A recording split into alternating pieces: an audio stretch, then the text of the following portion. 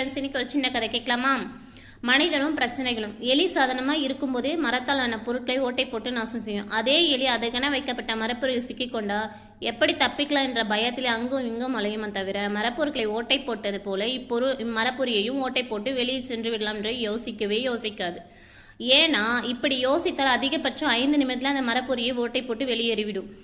ஆனால் மரப்பொறியை சிக்கிய எலி நீங்கள் 5 நாட்கள் ஆனாலும் வைத்திருந்தாலும் தன்னால் வெளியே வர முடியாது ஏதாவது ஒரு பொறியிலிருந்து அடைத்து வைத்து விட்டால் போன்று அங்கும் இங்கும் அலையுமா. நம்மை யாரும் காப்பாற்ற மாட்டார்களா என ஏக்கத்தோடு பார்க்கும். அதற்கென உயிர் பழைக்க வழி தெரிந்தாலும் பதட்டத்தில் அதனது மூளை வேலை செய்யாது. மனிதனும் பல நேரத்துல இப்படித்தான் பல பிரச்சனைகளிலிருந்து வெளிவர தெரியுந்தோம் பொறுமை இல்லாத தனது வாழ்க்கையினால எல்லாத்தையும் பயந்து விட்டுடுறாங்கன்றதுதான் இந்த கதையோட அர்த்தம். அதாவது எல்லா விஷயத்துக்கும் பிரச்சனை தீர்வும் நம்ம கையிலே இருக்குன்றதான் இந்த கதையோட அர்த்தம். ஃப்ரெண்ட்ஸ், உங்களுக்கு பிடிச்சிருந்த கதையை லைக் பண்ணுங்க, ஷேர் பண்ணுங்க, கமெண்ட் பண்ணுங்க. தேங்க்ஸ் ஃப்ரெண்ட்ஸ், பாய்.